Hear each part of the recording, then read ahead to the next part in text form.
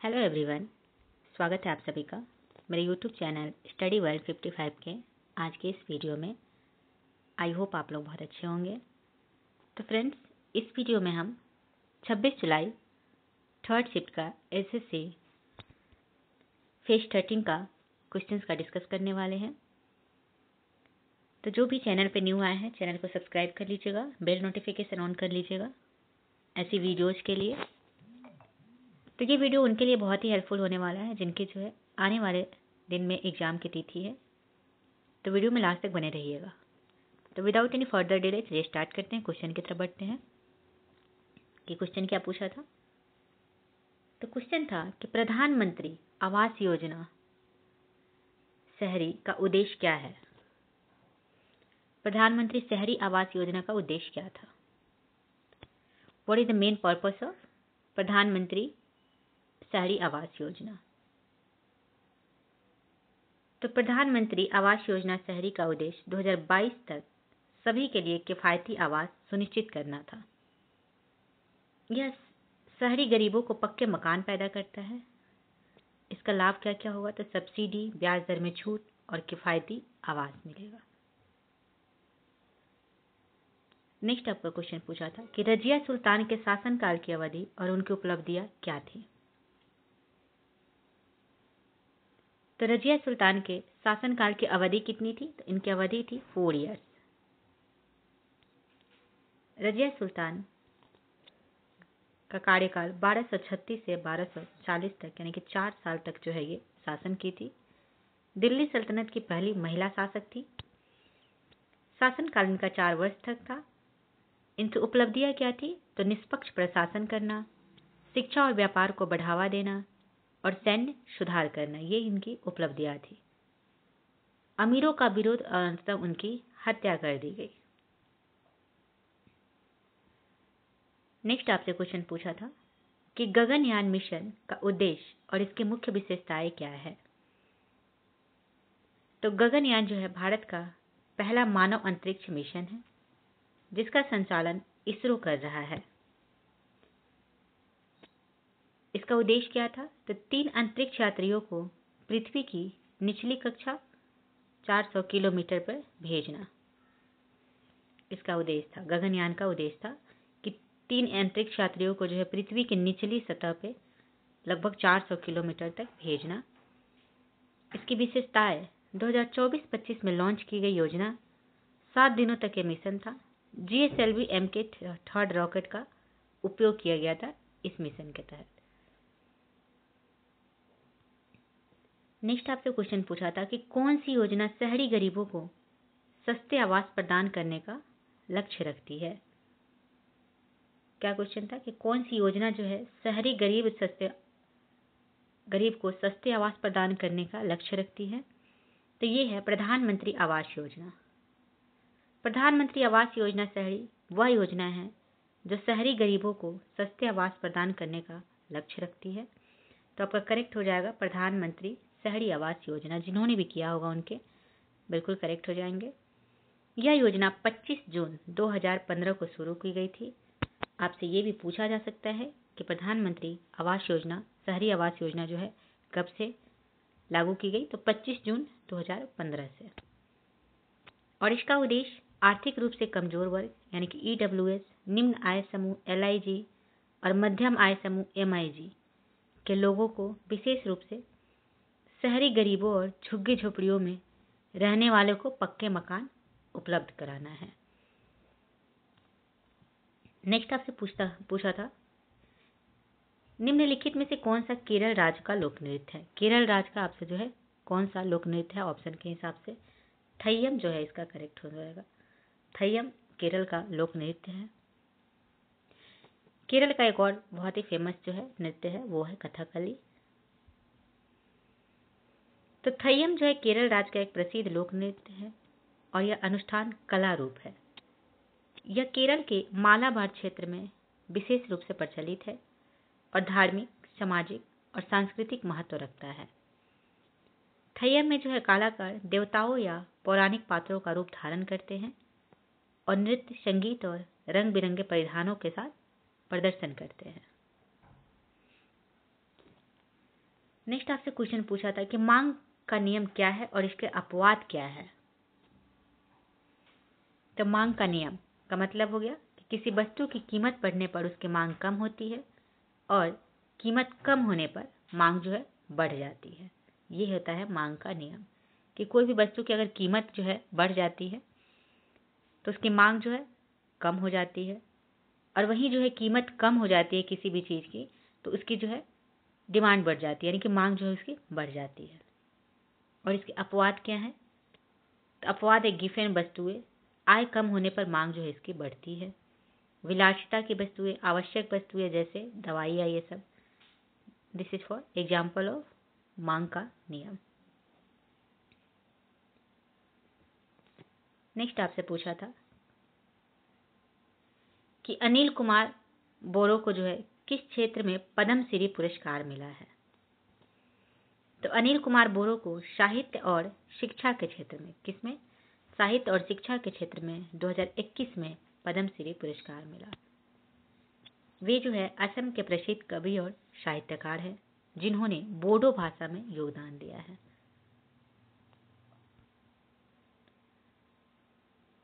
तो इनको किस क्षेत्र में जो है पद्मश्री पुरस्कार मिला? तो साहित्य और शिक्षा। जिन्होंने भी साहित्य और शिक्षा किया होगा उनका बिल्कुल करेक्ट हो जाएगा। नेक्स्ट आपसे क्वेश्चन पूछा था जीएसटी से कि एक राष्ट्र एक कर क्या है और इसके लाभ क्या है। तो जीएसटी वस्तु एवं सेवा कर जिनको बोलते हैं, भारत में 1 जुलाई 2017 से लागू किया गया और इसका लाभ है एकल कर प्रणाली से कराधान सरल। ये इसका लाभ है जीएसटी, जो कि आर्टिकल 101 में जो है इसका व्याख्यान किया गया है। नेक्स्ट आपसे पूछा था कि ग्रामीण से शहरी क्षेत्रों में स्थानांतरण का क्या कारण है। तो ग्रामीण से शहरी स्थानांतरण के प्रमुख कारण हैं जैसे कि बेहतर रोजगार और शिक्षा के अवसर, स्वास्थ्य और बुनियादी ढांचे की सुविधाएं, ग्रामीण क्षेत्रों में कृषि पर निर्भरता और कम आय, शहरीकरण और औद्योगिकरण का आकर्षण। ये बहुत सारे जो है इसके मुख्य कारण हैं कि लोग ग्रामीण से, गांव से जो है शहर की तरफ स्थानांतरण करते हैं, जिसमें बेहतर रोजगार और शिक्षा के अवसर जो है ये भी मेन इसका कारण है।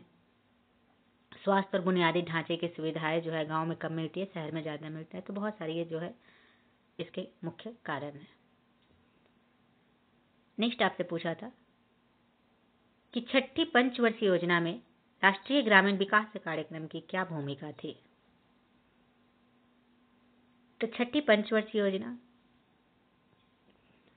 जिसका कार्यकाल 1980 से 1985 में था, में राष्ट्रीय ग्रामीण विकास कार्यक्रम NRDP शुरू किया गया। इसका उद्देश्य क्या था? तो ग्रामीण गरीबी उन्मूलन और रोजगार सृजन, ये इसका मेन उद्देश्य था।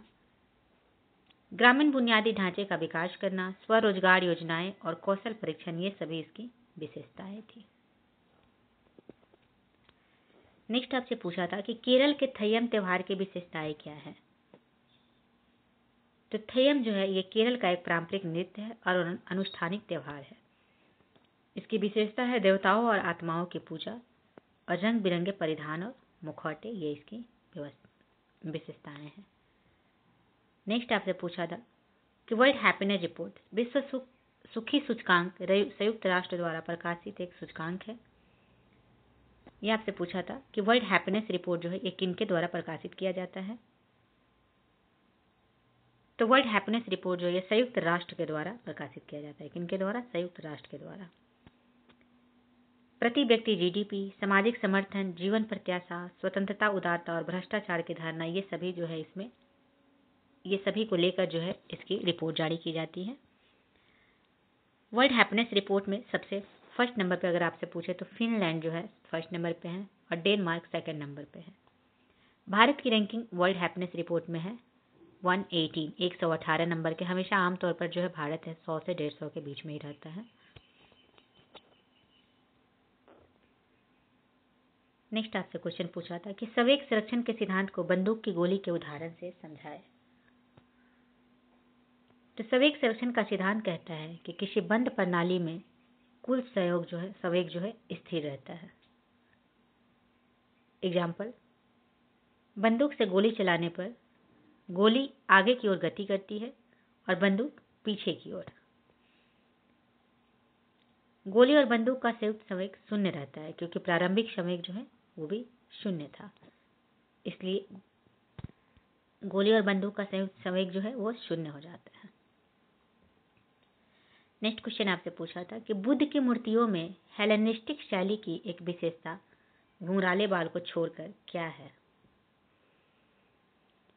तो बुद्ध की मूर्तियों में हेलेनिस्टिक शैली की एक प्रमुख विशेषता है यथार्थवादी चेहरा और वस्त्रों की बारीक नक्काशी। ये इसका मेन जो है विशेषता है। तो जिन्होंने भी ये ऑप्शन किया होगा यथार्थवादी चेहरा और वस्त्रों की बारीक नक्काशी, उनके बिल्कुल सही हो जाएंगे। एग्जाम्पल, चेहरे की अभिव्यक्ति, शरीर की समानुपातिक बनावट और यूनानी शैली के कपड़े जो है इसके मुख्य विशेषता थे।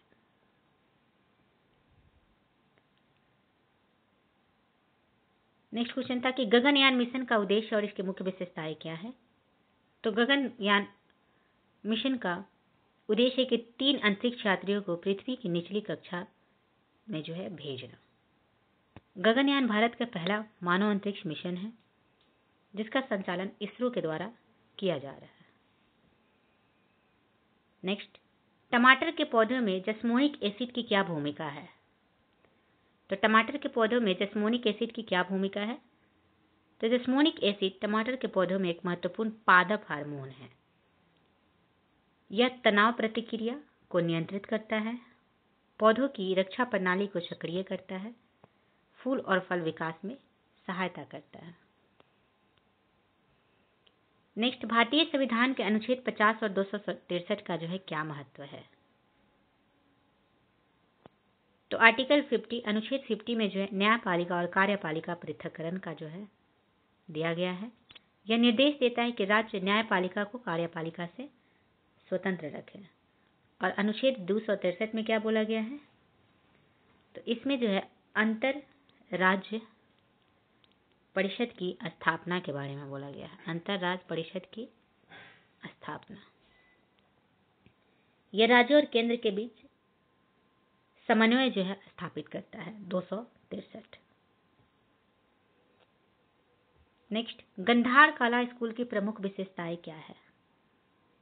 तो गंधार स्कूल प्रथम से तीसरी शताब्दी ईस्वी गंधार कला जो है बौद्ध कला का एक महत्वपूर्ण केंद्र था जो वर्तमान पाकिस्तान और अफगानिस्तान में विकसित हुआ। इसकी विशेषताएं क्या है? तो यूनानी रोमन प्रभाव, बुद्ध की मानव रूप में मूर्तियां, यथार्थवादी चित्रण, सटीक शारीरिक बनावट और वस्त्रों की बारीक नक्काशी। बौद्ध कथाओं जो कि जातक कथाओं का चित्रण इस में दिया हुआ है। तो ये रहे 26 जुलाई के एसएससी फेज 13 के थर्ड शिफ्ट के कुछ इंपॉर्टेंट क्वेश्चंस। तो आई होप आप लोग को पसंद आया होगा। तो चलिए मिलते हैं नेक्स्ट वीडियो में। Thank you very much.